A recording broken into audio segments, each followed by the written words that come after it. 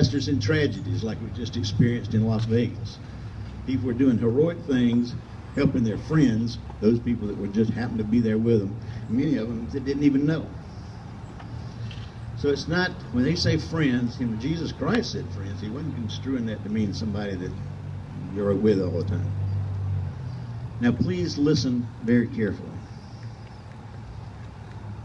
The soldiers who died on the Otranto were on their way to enormous killing fields.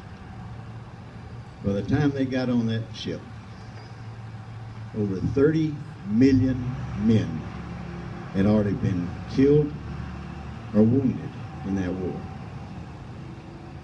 They were young, they had very little training, and only weeks before the sinking of that ship, they'd been walking up and down the beaches in Savannah, in Tybee, at Fort Scriven, trying to learn how to carry a rifle on their shoulder. They had broomsticks and things, but they were trying. Several weeks later, they found themselves in the middle of the North Atlantic Ocean, and they couldn't even see land anymore. Right here in Berrien County, and as well as Scriven County, on these grounds that we're sitting on today, when they left Fort Scriven, they came back to their hometown, and they had some going away events. There were lots of hugs, lots of kisses, lots of handshakes, and a whole lot of tears. And they stood there, turned away, and walked off to war. They went to catch trains to take them to New York. They stuck around New York for a few days, boring as it was, while the convoy was assembled, a 13-ship convoy. I'm sure most of you know the story. And then they finally boarded the Otranto. But they never saw the one thing that they feared.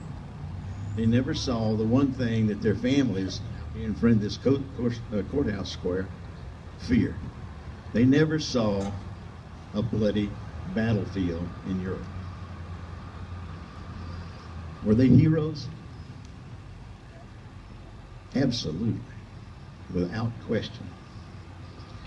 In the strongest sense of the word, they were heroes.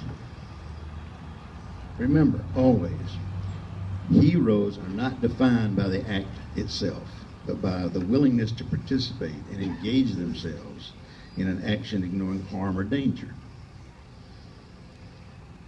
They're true American heroes, like the people that we have right standing in our crowd here that have done those same similar things. War is the result of failed diplomacy.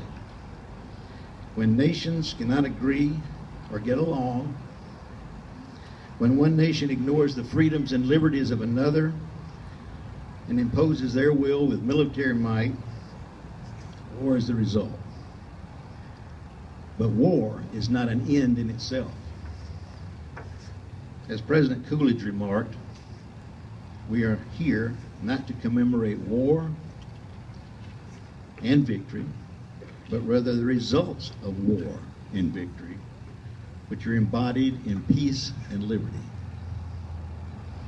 The soldiers on the Otranto were men who were headed for destiny of peace and liberty. They believed that their country, their flag, and their community were worth fighting for. They knew of the risk, but they also knew of the dangers of the enemy being successful in Europe, and they were willing to go.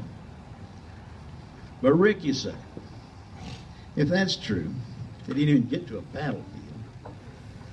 Wasn't their death in vain?